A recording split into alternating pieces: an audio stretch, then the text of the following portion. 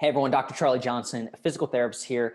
Super excited today to come to you with a complete diagnostic guide if you're dealing with any type of lower back, buttock, hip, leg, maybe sciatic type problem. As you'll see, there are many diagnoses. It's sort of a mysterious or diagnostically murky area. So if you're watching this video and you have some type of back, butt, hip, leg type problem, maybe you've gone to see an orthopedic doc, maybe a bunch of different physicians, gotten second opinions, third opinions, fourth opinions, and you've gotten various diagnoses: hip bursitis, SI joint, piriformis syndrome, herniated disc. What the heck is going on? I want to be a voice of sanity and clarity as it relates to this topic. So I'm coming to you with what I believe to be, and I'm sure it will evolve and I'll continue to perfect it, but one of the best diagnostic videos as it relates to this topic. So again, this is Dr. Charlie, physical therapist. This is my specialty, helping people with back, butt, hip,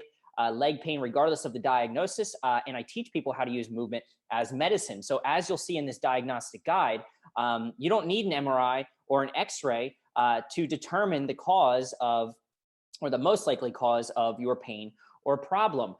In fact, you can use your story your story combined with motion, which you can do at home to begin to sort of put the pieces together and determine what's going on with you. So that being said, I'm going to share my screen here. Also, when you see this document, you're going to want to get your hands on it. So I'm going to put a link below. You can just click it, download it. And look, there's a lot of information here, but I want you to have access to it. So that being said, let's go ahead and let's share my screen here.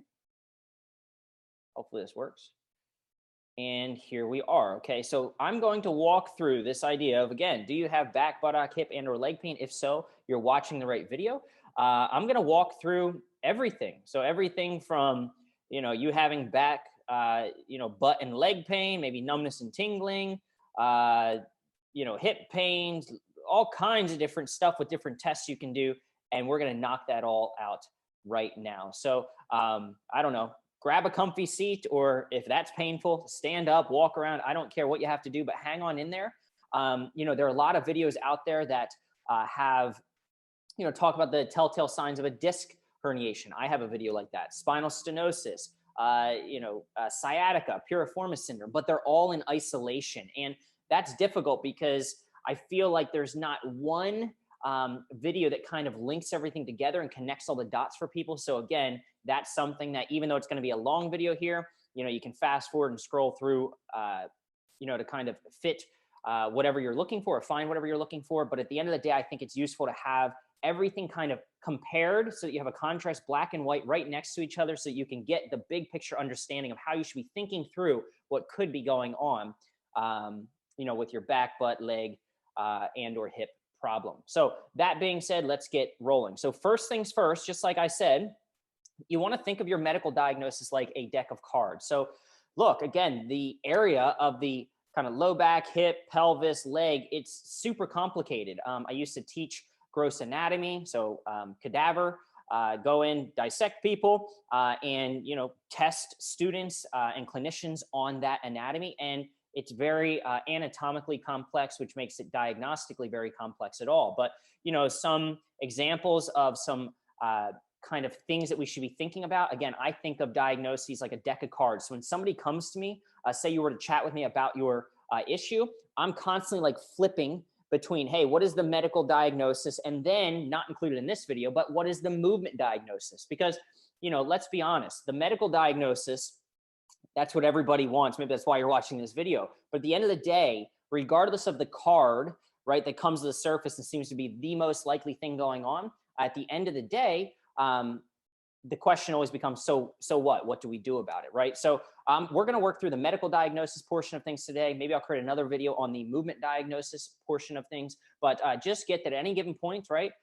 Could it be the disc? Could it be IT band, hamstring problem, piriformis syndrome, hip bursitis, arthritis, sciatica, labral tear, etc. So these are the things that when you're going to see an orthopedic doc or whoever, they're probably floating through their head, and we're just trying to do the best we can to kind of shuffle those cards and come up with the most likely diagnosis. Again, I don't use, as a physical therapist, I do not use x-rays and or MRIs It's not something directly at my disposal to determine the cause of things. And we'll talk about why in a minute. But cool thing is for you that you can walk through step by step this guide. Literally, this is my brain, my thought process for the most part on a flow chart or a mind map, as we have right here, that walks you through how to be thinking about and how to be ruling in or ruling out what could be going on. So hang on in there. Two things are needed for an accurate diagnosis: your story and a movement exam. So as you'll see, I have some pictures of sort of maybe where you're describing, what hurts, maybe some things that make it feel better, make it feel worse. These are all important things to kind of aid in the diagnosis. And then a movement exam. As you'll see, I have some motions later here in the video that I want you to go through if we think you have a hamstring problem or an SI joint problem, etc. So these are really important. And then, people think and or request, demand that they have x-rays or MRIs or some type of image to figure it out, but really they're just misleading. I can't tell you how many people, have a pain in the hip and then they say, well, the doctor, I'm waiting here what the doctor says because they say I need an MRI of the back to see if that's the problem. You don't need that because they are going to find something wrong in the back, because the majority of people have pain or problems, problems via an image and often feel no pain. So it may or may not actually be the problem. It could be a rabbit hole. So that being said, there are really only 4 times that you need images. So signs of cancer, and these are sort of the criterion that increase the risk of somebody's chance of, say, having back pain as a result of a tumor or something like that, or cancer. Previous history of cancer is a big one there. Fracture, so you'll see here, I don't have to read through them all. Again, you'll have access to this document, but you want to think about older, generally females, maybe not the best bone health, infection, and or nerve damage. So yes, you can have a herniated disc with zapping pain down the leg or sciatica due to something else. And look, as long as you're not having a loss of strength, unable to kind of walk on your heels, which tests the L5 nerve, unable to walk on the toes, the first nerve in the sacrum, the S1 nerve, or you're not having true loss of feeling, true numbness, not just funkiness in the leg, but true numbness, or you're not having loss of bowel or bladder control, then an image it's not going to do a whole lot. It might, again, give you an idea of what's causing it, but then so what? How do we solve that? So that being said, again, the reason images are not all that useful, and I want to give you the kind of this diagnostic guide that's better than an MRI and based off of movement and your story, those 2 things that are needed for the most accurate diagnosis possible, is because of this. So many studies kind of combined here. But basically, these are imaging findings in people without pain. So take 100 people off the street who feel no pain. 69% of them are going to have labral tears in their hip. 50% of them are going to have some degeneration on their tendon, some tendinitis or tendinosis of their hip joint, or of the tendons on the outside of their hip, the glute tendons. 15% are going to have hamstring tears. These people feel no pain. SI joint inflammation, a lot of low back arthritis and disc bulges are very common. And again, these people are perfectly fine. They're smiling. And they feel no pain. So here we go. This is super important to say. I know you're saying get right to the info, but this is super important. So where people get confused about various diagnoses is that they don't understand this basic rule or concept. All right. Just get this. Now, maybe it's not the best picture to represent it, but it's what I've got for now. So here's kind of like a river. And, these houses or these destinations, these houses represent maybe various diagnoses or areas of pain. The hips, the SI joint, the hamstrings. Maybe I could put one here, the piriformis, right? And, other areas down the chain, they are downstream. Meaning if you have a problem at your lower back, and you can see there's like an issue there, log fell across the stream, it's causing a blockage. So if you have a problem at your lower back, notice how it can affect anything below or anything downstream of it.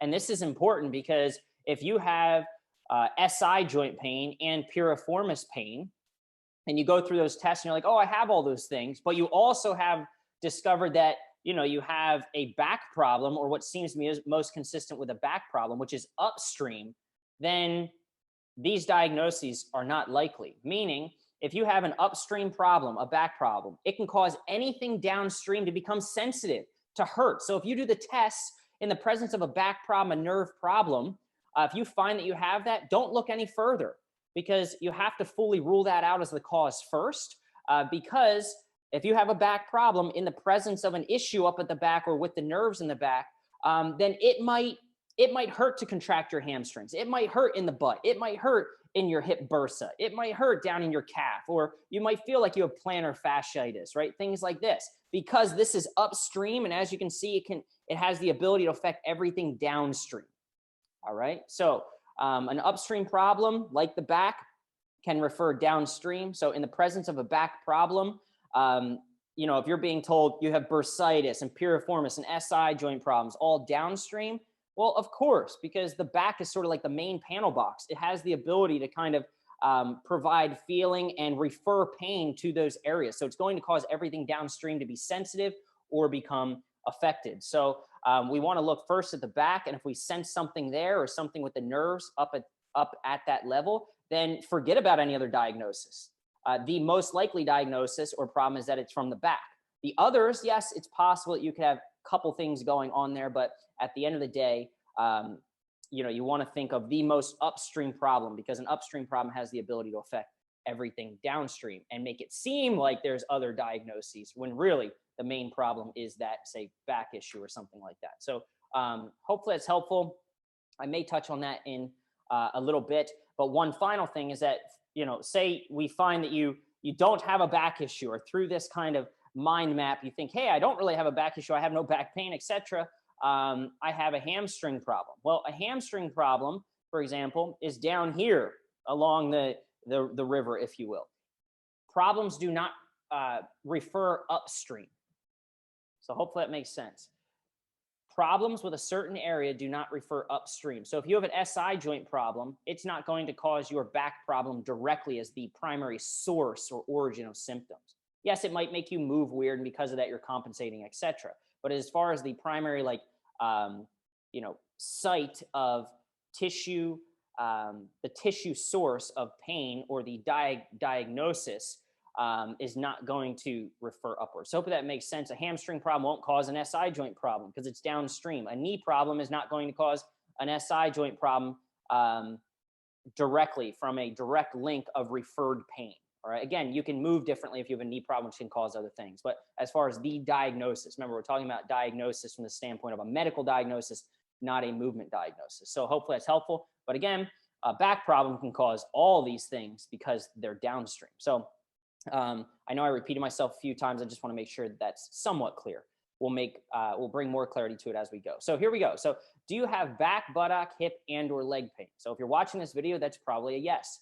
Let's start from the top. So here we go, all the way up here. It says, yes, I have lower back pain along the belt line region. So I'm talking about, this is what I mean by back pain. Back pain is not down here. Back pain is right across the line of the belt, all right? With or without leg pain, numbness, or tingling. Now go a step further. Do you have pain, numbness, or tingling that travels down the leg below the level of the knee into the foot? If yes, so this is a pain drawing, okay? So this is where you would kind of mark it. Imagine you were trying to fill this out and saying, where do I feel pain? You might have some stiffness in the back, but the pain, the deeper red, the more intense the symptoms, let's just say, is kind of how I made it. You might have pain really bad in the calf or the back of the knee, or maybe numbness and tingling down into the foot. So if this is you, is the pain worse in the leg than it is in the back? Often people who have certain problems with the back and the nerves, as you'll see, sciatica, they complain of, hey, you know, I had some back trouble, but now I don't even notice my back. My leg is so bad that, you know, my back isn't the problem, or so they think, right? So, you know, if it is, then I want you to try this. So this is what we call a straight leg raise test. It's a really good test to determine if you have sensitivity in the nerves, okay? So that being said, you want to do this first on your good side, all right? So let's just say that my problem was on my right side. Then I would do this test on my left side. So, you know, you can simply just straighten the leg, pull the toes up on the good side, and then compare that to the bad side. Now, what you'll notice is if we do this straight leg raise and it's a problem or it's positive, okay, meaning it reproduces your pain or has lack of motion, you'll do this on the good side and say, hey, it feels pretty good. And then you'll go, ooh, and it'll cause some type of real, tightness or pain in the back of the leg with maybe some numbness, tingling shooting down the leg, it should reproduce your symptoms. That's why you have to do it very gently. Don't push it beyond. You're just trying to see, is there something there or is it completely normal? So hopefully that makes sense. So that's called the straight leg raise test. It's a really good test to determine if you have sciatica or nerve sensitivity. So do it on the good side, compare that. You should see that if it's positive, it's significantly limited and reproduces your symptoms. All right. So yikes, that hurts and causes my leg pain. Then chances you have sciatica are super good. Pretty much you have it. There's no question. So now you have to ask yourself what could be causing it. And while there are definitely more than just one cause of sciatica, as you'll see, the most common cause is a herniated disc without a doubt. So L4, L5, disc herniation or something there with that disc is the most common cause of sciatica and a positive straight leg raise. If your symptoms kind of look and feel like this and you have some back stiffness or pain, we'll talk more about the symptoms of herniated disc in a moment.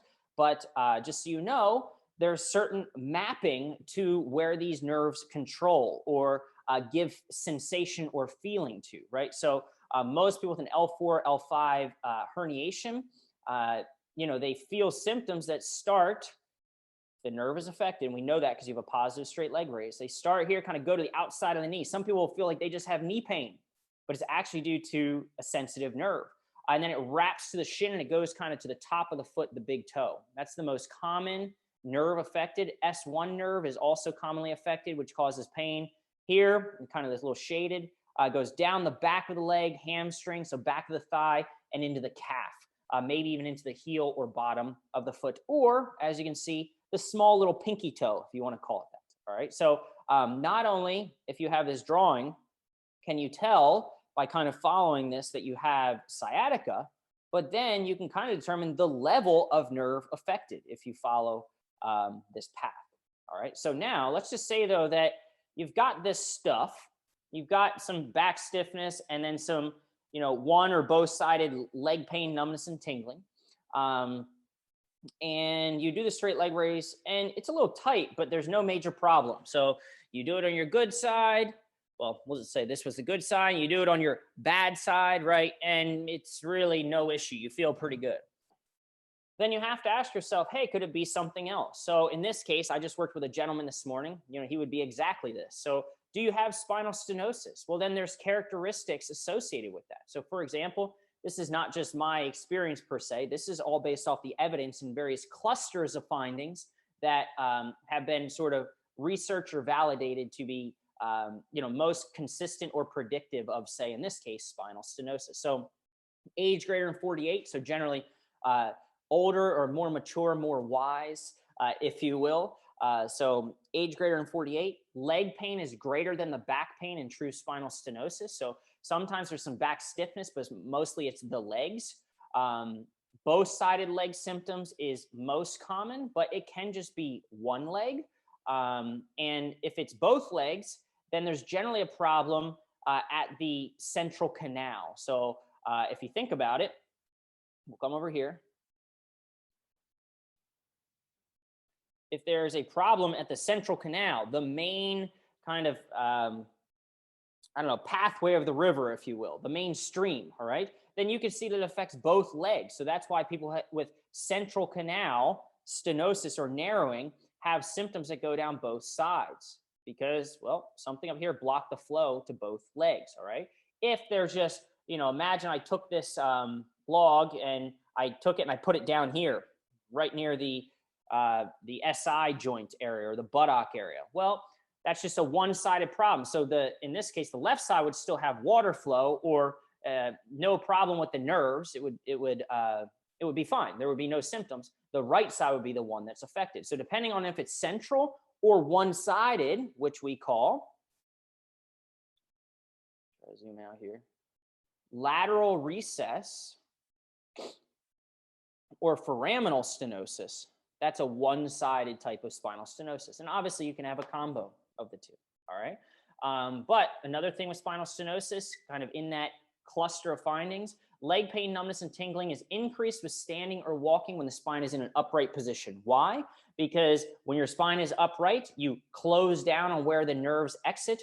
You cause some reduced blood supply to the nerve bundle at the base of the spine. We call this neurogenic claudication. You reduce blood supply, you reduce oxygen, and the nerves just can't really breathe. Therefore, they don't function as well. You get symptoms, maybe weakness when you're upright. But then if you sit or bend forward, so there you are walking, you get symptoms, and then you look for the nearest bench and you sit down, it will start to resolve itself, all right? So leaning on a shopping cart, so a positive shopping cart sign, you're walking, leaning forward or up a hill, which causes you to pitch forward a little bit. That often feels better than, say, walking down a hill or just walking upright. Why? Because when you bend, you create space, you kind of gap the joints in the spine where the nerves exit, versus when you're extended, you kind of close down on them. That's called neurogenic claudication, all right? And basically what we found is if you have 4 out of 5, 1, 2, 3, 4, 5, you have 4 of these, there's a 76% chance that you have spinal stenosis. So hopefully that's helpful. But in the case of spinal stenosis, because it's not like an acute inflammatory process of the nerve, it's kind of this thing that's very mechanical. When I walk, I compress, the nerve bundle, and then when I sit, it goes away. There's not really an inflammatory process involved there. So you're not going to have problems with just pulling that nerve in a seated position. So the straight leg raise is going to be pretty much negative in all my experience if you have spinal stenosis. But you'll still kind of follow down this path because you have leg pain, numbness, and tingling that goes below the level of the knee, maybe even into the foot. So hopefully that's helpful there. Okay, so now let's zoom back out. So now let's just say that you have back pain, butt pain, or leg pain above the level of the knee. It should say and or leg pain, above the level of the knee without numbness or tingling. So you've got back pain, you've got some butt pain, maybe even some hamstring pain, or you've only got back pain. So this is the primary area where you should feel symptoms, but it can refer, some of the joints and some of the structures can refer, just kind of down to the knee. So that's why it should be above the level of the knee. And you have no numbness or tingling. Do this test anyway, just to see, just to check, might as well. So this, again, is a straight leg raise test to say, hey, it seems as though you have no numbness and tingling. You don't have symptoms that are really bad in the leg, at least below the level of the knee, which is most consistent with a nerve problem. But let's just do this test anyway, just to make sure there's no nerve sensitivity. Cool. So go ahead again, test the good leg, test the bad leg. What you'll likely notice is that you don't really have major limitation or pain. It doesn't reproduce the leg pain. It doesn't jolt pain down the leg. Why? Because the pain is what we call referred. So in this case, the pain is, electric, burny, shooty,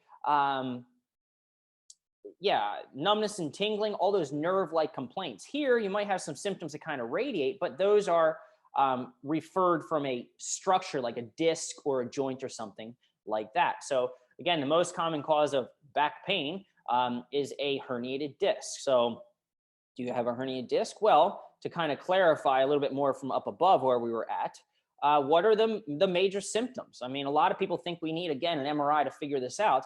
We pretty much don't. I mean, we have good evidence that's looked and compared people's stories to images and then come up with some kind of narrative or story of what a herniated disc looks and sounds like. So, I can predict that somebody has a disc problem with pretty good certainty without even needing an image. That being said, it's usually central lower back pain that may shift from side to side. So you might notice that, hey, it was central and kind of went a little right, and then the next day a little bit left. But for the most part, it should just be kind of central spanning across that belt line, just like I drew sort of in this picture, right?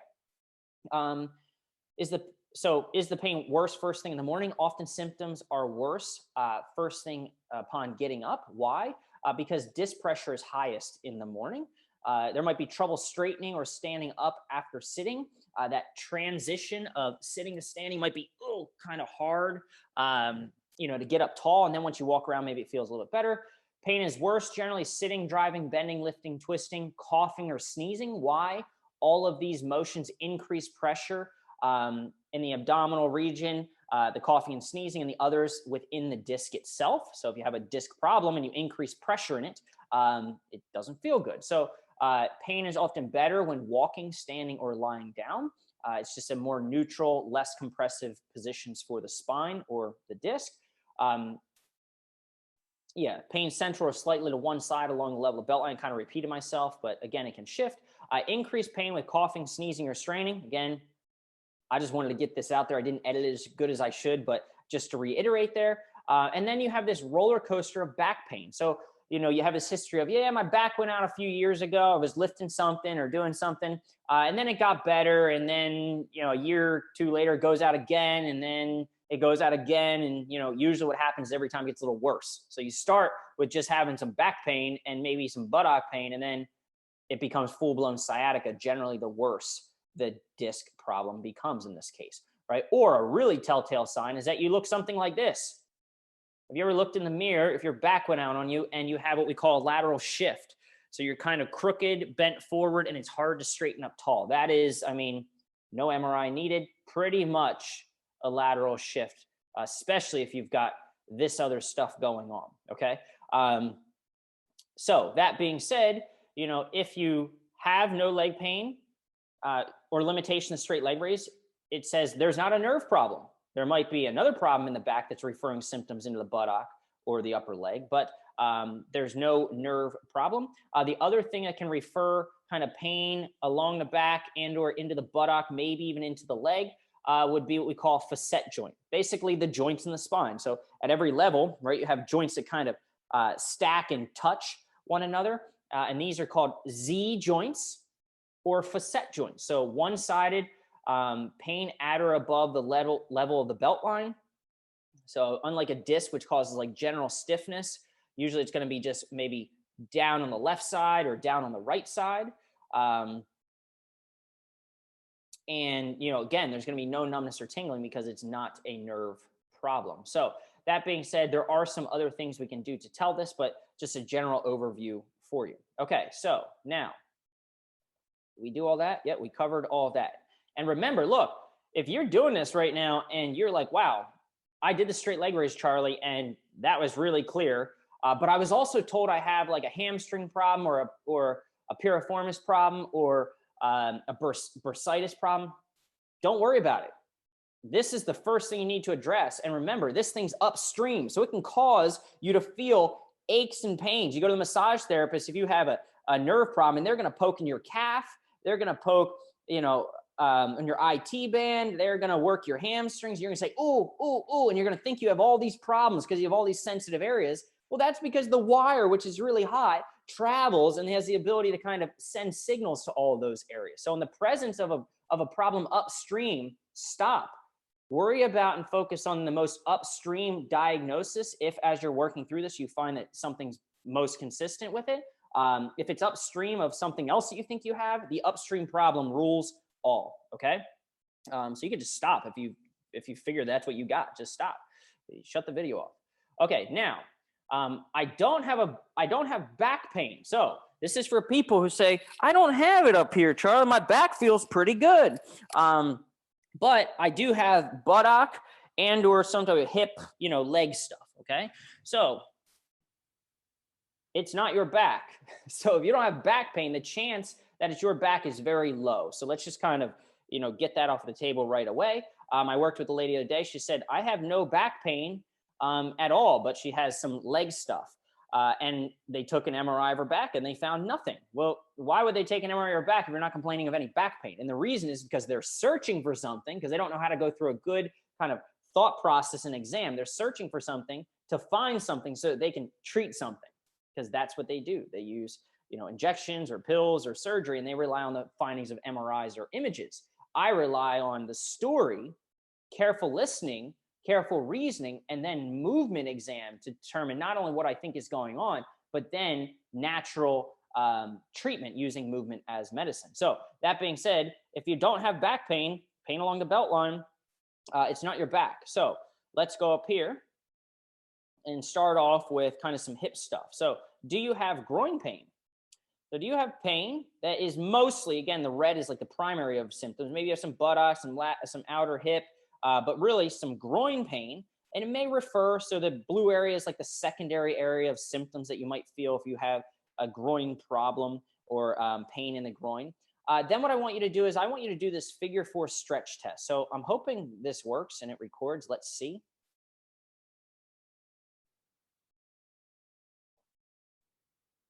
So I'm just going to have you watch this so that you can see how to do this seated figure 4 stretch test. It's something I sort of came up with it, as you will, or if you will, as a quick screening tool to determine, hey, what is the motion in the hip? Is it stiff? Is it normal? Is it excessively flexible compared to the other side? So just let's watch this. All right, in this video, I want to demonstrate how to perform the seated figure 4 stretch test, which is a test to determine, is your painful hip or buttock area, is it loose, symmetrical to, or tight with regards to the pain-free or less painful side. So how do you do this? You're going to sit in a chair. You could also do this on the floor, but just sit in the chair. And you're going to take your pain-free side or your minimally painful side, the side that hurts less, your good side. We'll just say it's my right side, and the side that hurts is my left side. All right, so obviously reverse it if it's opposite for you. But let's just say this is the pain-free side, my right side. Take that ankle up, put it on your knee, and just see how far does the knee flop towards the floor. Take a snapshot mentally of sort of, that angle or how far it goes and sort of what it feels like. And then do the same thing to the bad side, the painful side. And let it flop. If the knee goes further towards the floor, then your figure 4 stretch test indicates that the painful side is more loose. It's more flexible. It's floppy. If it moves the same as the pain-free side, then you have symmetrical motion. It's not tight or loose, it's just the same.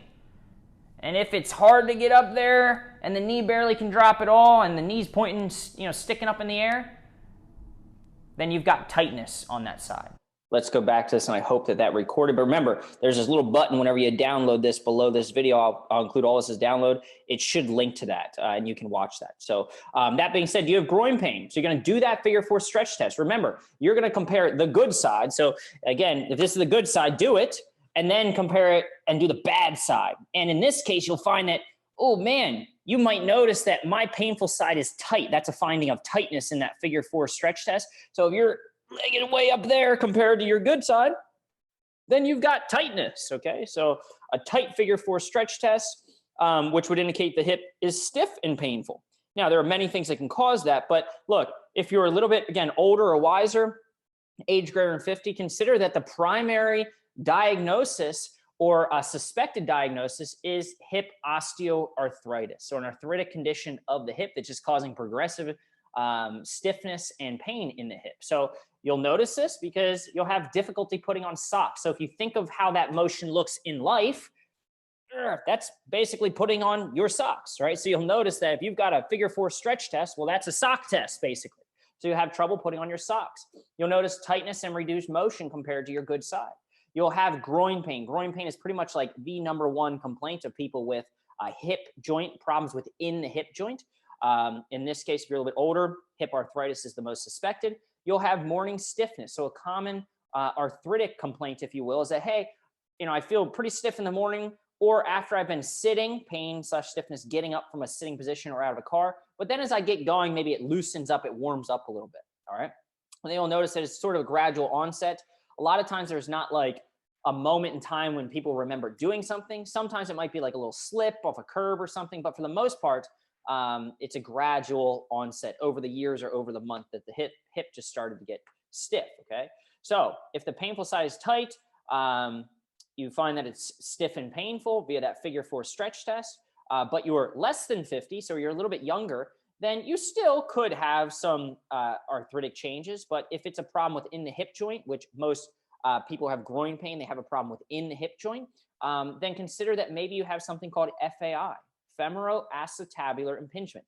Femoro, head of the femur, acetabular, the socket impingement. So when you're doing certain motions like this, right? Or as you can see here, this funky motion, which is, kind of bringing your hip up, rotating it out, right? You're going to get like, ooh, man, your good side is going to go, no problem. And your bad side is going to go, oh, man, you've probably lost that motion. Another thing you can do is just, pull your knee up to your chest or go even into a child's pose, and you'll probably notice that you can't go as far because you get that pinchiness in the hip and in the groin. So a lot of people describe this FAI, which is most kind of consistent or linked to a possible labral tear, whether that be traumatic, you were doing something, ice skating, and the leg went out and you felt something, or it's just a degenerative labral tear. Maybe you're approaching 50 or around that age and you have some type of degenerative condition of that labrum. You'll get this pinchiness or painful feeling in the groin. A lot of people describe it as a pinch, and you'll be really limited, and this will be provoking of your symptoms. So again, do this stuff. I'm not here to hurt you. I'm here to help you. Do this stuff cautiously, okay? Or others. So there are a lot of other things that can cause problems within the hip joint. These are mostly kind of mechanical or musculoskeletal type of diagnoses. But keep in mind that, yeah, you can have funky things that affect the structure of the femoral head, avascular necrosis, some other things. But these are the most common. If you have a stiff and painful hip and it's something orthopedic, these are the most common kind of conditions. Okay, so now that being said, okay, so you do the figure 4 stretch test. Follow it down here. Charlie, no, my painful side, this is a good sign. My painful side moves just as well, or it's loose, it's floppy. Well, they consider that, but you have pain in the groin, right? And by the way, notice you don't have back pain, right? In this case, you don't have numbness and tingling. So pain in the groin, you should have already gone through the top part of this mind map to get to this point. So we're kind of working through it like that. You know, consider again that you might have some type of labral problem, femoral acetabular impingement for whatever reason, bony problem or other. Again, you do this little test, or you do that, you know, the seated figure 4 stretch test. You might have good motion, but it still might be painful. Then consider, again, this might be, you know, the diagnosis. Or, see, do I have it here?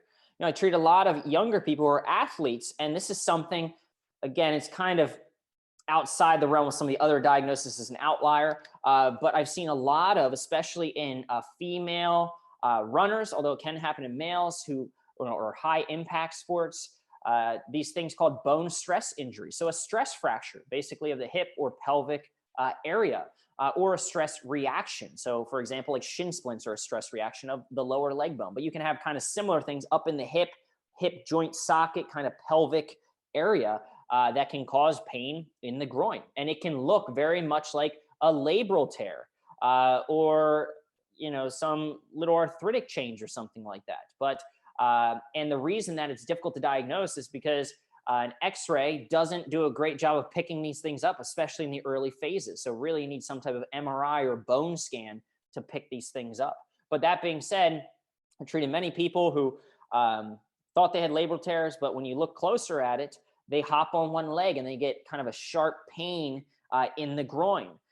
They're a runner, they're a female. Again, nothing partial to females, but there's something called the female athlete triad, which is this idea of, hey, you know, I don't have the most regular periods, so the menstrual cycle is a little bit irregular. Maybe they've had an eating disorder, some type of nutritional deficiency. Their diet is not the best. And maybe they've had a DEXA scan or they have underlying, but they don't know it yet, some type of lower bone density. So you put these things together with running or high impact sports with maybe another thing on here should be a sudden change in training. So, you know, hey, quarantine started, or I don't know, track season started, or I decided that, you know, one of my friends was doing a race and I just wanted to do it and I hadn't trained for it. Well, that's a sudden increase in training. And if you have these other things brewing, then a perfect storm can be created where you have this bone stress injury, bone stress fracture or reaction that occurs within or about the pelvis or femur and can cause, you know, pain in the groin that seems like some of these other things. So that being said, a little bit of a tangent there, but I still think it's necessary because I've seen it enough. Now let's go down to this. So again, you don't have back pain, but you still got butt or leg pain. Maybe it's not, if you're still watching, you know, you don't have pain in the groin, but maybe you just have this idea of, you know, you have pain in your butt without pain, numbness, or tingling, but you just have this central buttock pain. So literally you're saying, hey, Charlie, no, it's just like it's just right here in the center of my butt, not down here. We'll get to that in a minute, but right in the center of my butt is where I notice my symptoms. Cool. So again, while there can be several diagnoses for that, the most common that I've seen is piriformis syndrome. All right. And you know what I would say, and I have another video on this, maybe I should link to that, but you know, the way to diagnose this is obviously go through the other parts of the map. You know, first make sure it's nothing there, and then if you've made it to this point, go ahead and do these 2 tests. So do the figure 4 stretch that you've been doing to try to treat it, right? So do that motion on your back. You see the arrow here, pull it up towards your opposite shoulder on your good side and then to your bad side, and see what you've got. So you might notice that kind of causes a pain, hurt so good, but it still hurts, pain in your buttock where you get symptoms. Then that, you know, that's a way to stretch a tissue. So rule would have it that if a tissue is aggravated and you stretch it, it should hurt. Also, if you contract it, which is the second test, it should also hurt. Okay, so go ahead, stretch it. See, does that hurt? If so, okay, might be piriformis syndrome, provided I went through the rest of the map and it doesn't seem like anything else. You're starting to narrow down on it. Then go ahead, lay on your side. You'll notice here if I zoom in my legs, sorry, I wore black pants. The knees are not together. I kind of lifted that knee and then I kind of just slightly rotated that hip up. The hip should be about at 90 degrees here. And see, does that reproduce, again, your buttock pain? Does it or does it not? If so, again, it's most consistent with like a piriformis problem. Okay, so now, do you have pain in your buttock without pain, back pain, numbness, or tingling? So it's not a groin problem. It doesn't seem to be hip arthritis. You know, the herniated disc up top doesn't really seem to be it. So it doesn't seem to be a back problem. It doesn't seem to be a stress fracture, a labral tear, nothing. I don't have groin pain, Charlie. You know, central buttock pain, not so much. It doesn't seem to be that. Here we are. This is another common diagnosis that is overlooked. So, do you have pain now? Look at this drawing. Instead of being central butt, sorry, you're looking at my bottom here. Instead of being central butt, do you have it kind of right underneath? It's right in there where the hamstrings kind of attached to the pelvis, where the pelvis meets the leg is basically how people describe it, with maybe some radiation into the muscle belly of the hamstrings. So do you have pain on your sits bone? Oops. Sorry. Do you have pain on your sits bone where the leg connects to the pelvis?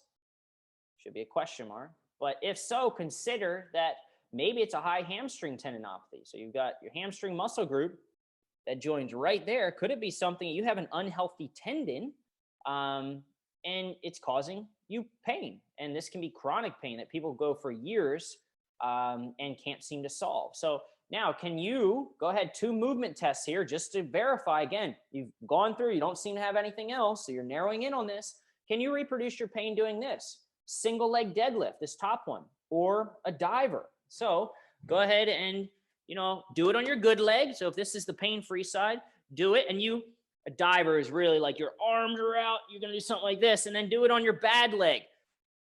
Oh, right there, Charlie. Gets me right in my butt cheek. Okay, that's one test. The next thing I want you to do is a heel dig. So legs straight, kind of on the side of a chair or whatever, a bench, an ottoman, it doesn't matter. Take your heel of the pain-free side first, 90 degrees, and try to crush into that chair. Or you can even use like a big kind of yoga exercise ball over there in the corner. You can't really see it. But anyway, really anything there, all right? And then do it on your painful side and heel dig and see, ooh, does that reproduce my butt pain when I'm heel digging? If so, you got pain here. It's not anything else. You ain't got no numbness and tingling, right? This hurts. You can barely do it. And this hurts. And it hurts to sit on a hard surface because you're running your butt bone. And it hurts to say walk uphill, walk upstairs where you're generating force through that leg, squat, walk, or specifically running. A lot of runners have this problem, or athletes are doing higher impact, a lot of jumping plyometric activities. And bonus, if you've noticed a recent change in training volume, you're running more miles, running more frequently, then if it looks like a duck and it quacks like a duck, it's probably a duck. So it's probably a high hamstring problem. All right. Again, You shouldn't have any back pain. This is not going to cause any back pain. Or if you do, then you should focus on that diagnosis as the most likely diagnosis because it's upstream. All right. So just to reiterate that. Now, let's just say it's not that.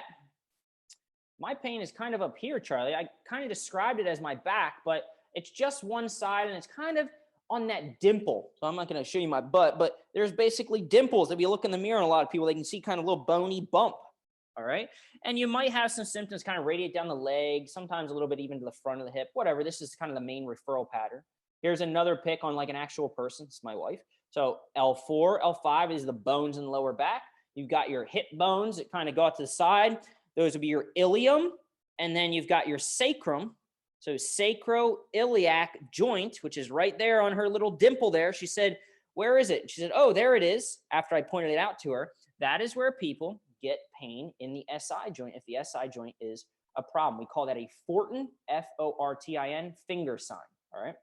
So again, here's like another little diagram right there where the SI joint is located. There's one on either side, but usually this is just a one-sided problem. It occurs in about 18 to 30% of people with what they believe to be back pain. But again, this is not pain above. It's one-sided pain almost always, and there's no pain above the level of the belt line. So there's no back pain if you really zoom in and ask people where their symptoms are. This is below the level of the back, which is here. All right. Pain going from a sitting to standing, pain rolling over in bed. There's no numbness and tingling because this is not like a disc problem, which can push on a nerve. This is a joint, SI, sacroiliac joint.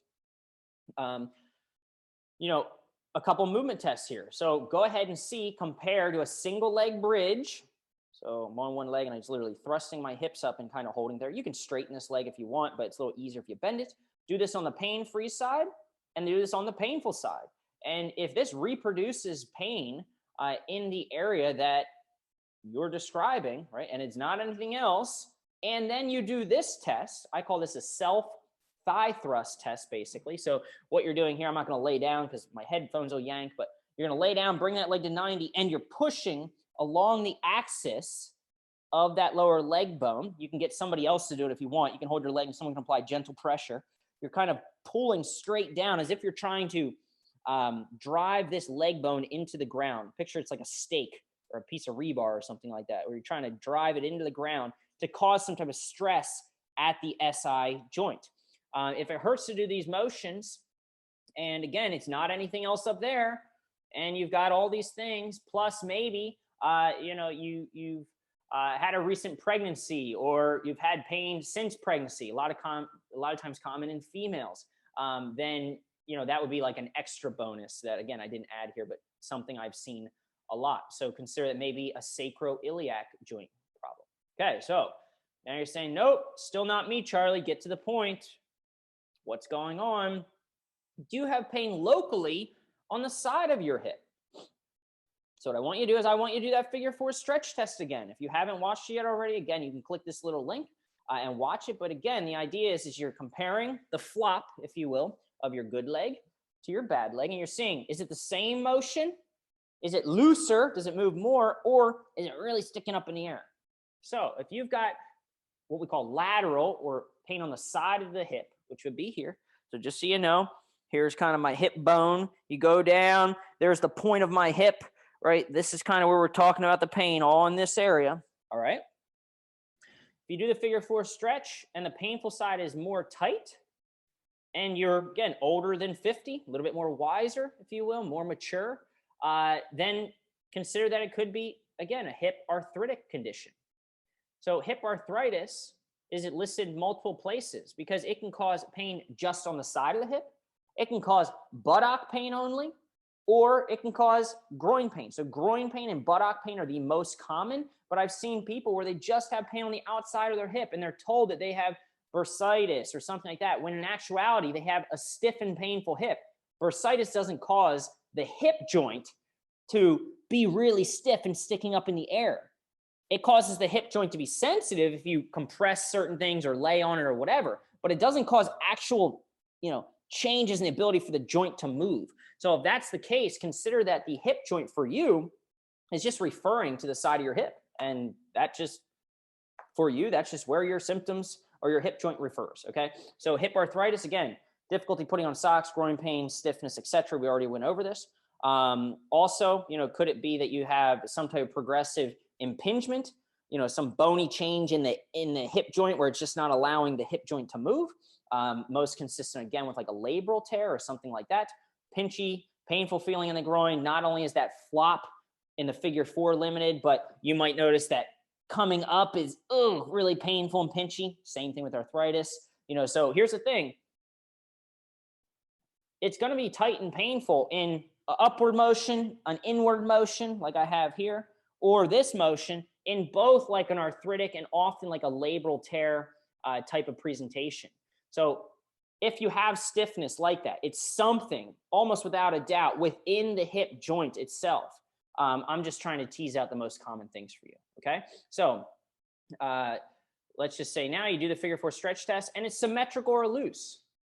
Well, it could be a labral tear because not all labral tears, if they're not that severe, will cause like excessive stiffness. But again, you might have this pinchy feeling. You might go through this, what we call fader flexion, adduction, internal. I know it seems like maybe my leg's going out, but really look at the hip. The hip is rotating in, the leg is going out. Rotation. This position will provoke symptoms. Again, also though, in a hip arthritis. So that's why if you're a little bit younger, maybe consider more of this. If you're a little bit older, and have some of the other symptoms associated with arthritis, maybe more of a hip arthritic thing, okay? But now, aside from problems within the hip joint, there can be some problems with outside of the hip joint. So in the hip joint, problems like bony, kind of joint capsule, labrum, they're kind of all in the hip joint that cause like that stiffness. But if you have just like a glute tendon problem, if you have hip bursitis, then again, you're not going to be limited in your motion. It might be a little bit painful to kind of push yourself to extremes of motion, but you actually might notice that you have more motion on that side. And the problem might be that you have a weak and painful versus a stiff and painful hip. So that gets more into the treatment side of things. What do we do about it? But just get that it could be hip bursitis if you've just got lateral or pain on the side of your hip without the stiffness. So very tender to touch on the outside. We actually call this a jump sign. When I used to work with orthopedic surgeons, you lay on your side with your knees bent up, and you find the point of the hip bone and the bursa lies just behind it. And when you push on that sign, the surgeon would go, hey, how does this feel? Boom. And then you go, oh, that's it. That is generally consistent with hip bursitis. Again, in isolation, if you have other things that are upstream could cause you to be sensitive on the outside of your hip, right? So just remember that. It's very important. Because you shouldn't walk away from this and say, I think I have this, this, this, and this. You should start with, again, looking at the most upstream problem and trying to narrow that down, knowing that a back problem can cause you to feel like you have hip bursitis, but it's the back causing referred pain there or causing the structures in or about the hip to be sensitive. So don't get confused by, doctor said I this, and this. Well, there's probably one thing, the most upstream thing causing all these problems. Okay, enough of repeating myself there. So you might not be poking on it, but you might be trying to sleep and you notice, man, I just cannot sleep on that side. Okay. So that's another sign of maybe a hip bursitis. The technical term for this would be greater trochanteric hip bursitis, because the greater trochanter is just that the prominence on the outside of that femur, as it kind of hooks and becomes, closer to the skin on the outside of the hip here. So right behind that, greater trochanteric hip bursitis, which is a fluid-filled sac to kind of reduce friction there. So when you provide compression or friction to it, it can cause pain. Glute tendinopathy, it's going to be really hard to tell the difference here because you likely have a combo potentially in many cases. So the glute tendons attach almost right where the bursa is, and they're going to be aggravated. It's going to be tender to sleep on that side. It's going to be obviously sensitive to push on. If you get an injection for a bursa problem, you might notice that if you have a glute tendon problem, things feel better. Well, because they're pretty much in the same spot. So it doesn't really help you diagnostically. So people think like, hey, the doctor said I'm going to get a shot in my bursa. Well, that's a little hard to just say I only put the medicine in the bursa, right? The steroid and the numbing agent. So they numb the whole outside of the outer hip. They could be numbing the nerve, the sciatic nerve, which runs very close to the back of the bursa, could be numbing the bursa, or they could be numbing the hip tendons. And again, from a treatment standpoint, you want to be careful about putting a steroid right near a tendon, because steroids eat tendons for lunch. All right. So they can cause damage to tendons. If it's something that you're consistently getting done, you want to try to avoid steroid injections if you think you have a glute tendon problem. That being said, the presentation is very similar. Okay. Okay. So what else we got? All right, we're almost there. Okay, hang on in there. So you're still at the end of this. You're like, I don't know what the heck's going on. Try. I don't just have, central buttock pain. I don't have really any of this stuff. Okay. But I've got this buttock pain without back pain. I've also got some leg pain, numbness, and tingling. So you would have picked this up maybe because maybe you've already tried the straight leg raise. But again, you don't have back pain in this case. People with this problem truly do not report back pain. And if they do, it's often kind of something that's like a shiny object. It's a little misleading because they have it or they had it, but it's not currently contributing. So that being said, you don't have back pain, but you have buttock pain with numbness or tingling going down the leg. What could it be? So if yes, try this. Again, do your good leg, do your bad leg. If you've got it, which you probably do, if you have numbness or tingling, you have significant restriction on the painful side, then you have sciatica. Now, what could be the cause? The most common cause would be piriformis syndrome. Do the same thing. Do these motions and see if it reproduces your buttock pain, or in this case, and or your numbness and tingling going down the leg. You might notice, okay? Do this leg lift. Again, same thing. See if I can track that. Does it kind of send some signals down my leg or cause pain in the butt? Test those things out. Now, it could also, I would question, because the number one cause of sciatica is not piriformis syndrome, it's a herniated disc. I would cause you to question, am I sure I don't have back pain, or has my back gone out on me a lot, or could it be that? So just to kind of circle back here. So that being said, check back. Do I have pain along or just above the belt line? Even if it's just a little bit, maybe touch back and try these kind of clearing tests, if you will. So try the cobra. Lay on your belly, push up as far as you can. Try sitting with the knee bent so the nerve is on slack. Try sitting and bending forward and rounding the spine and seeing what happens. If you know that you naturally have pain just sitting, find a really soft surface, find a couch so that you're not getting pain from pressure. You're getting pain from actually testing this motion. And look, if you can do these motions, you're like, I'm not sure, maybe it is a disc problem. How can I tell? Well, do these motions. And if you move pretty darn good, you can get your arms all the way straight up, you can bend forward, and you don't have a clear reproduction of your pain or signs of major loss of motion or stiffness, then it's probably, again, not your back. So it's another way to kind of rule it out. And then you go back to, hey, could it be this? And you narrow in on that. So did I miss anything? That's enough. This is by far my longest video. And again, I apologize, but I don't apologize, because I feel like if you're serious about getting to the bottom of this problem, you need everything in one place. Because if you just look at this in isolation, but nobody told you that if you have pain here, but you also have pain up here, then this is probably more likely the cause than you just are hopping around the internet watching a bunch of random videos. So again, I wanted to be kind of the person who connects the dot for you, because I have a lot of experience in treating these conditions. If you want to chat with me directly, just visit www.calldr.com. I'd love to chat with you, set up what I call a pain-free planning session to see if we can get you to, feeling better, give you some clarity, whatever you may need. That being said, this is it, folks. Okay. So I don't think I need to review anything else. Keep in mind this idea of upstream thing being able to cause pain, numbness, or tingling anywhere downstream. Realize that images are overrated in most cases. Okay, while there are some signs and some times that you might need an image, they're rare. And realize that with a good practitioner who listens to your story and combines that with a really solid movement exam, as well as reasoning, you can sort through this deck of cards on your own. And hopefully from this video, you have some take homes. Again, I will include the link to this. I'll just let you download it so that you can try to walk yourself through this and hopefully get some clarity about what could be going on, which will maybe inform the next steps about what you need to do for treatment. So that being said, I hope this helps you diagnose things at home, wherever you may be, and puts your mind at rest, and again, gives you some clarity. So again, this is Dr. Charlie. Hope you have a great day. Let me know in the comments below. Like the channel, subscribe. Let me know if you have any questions. I would love to communicate with you. Thanks so much.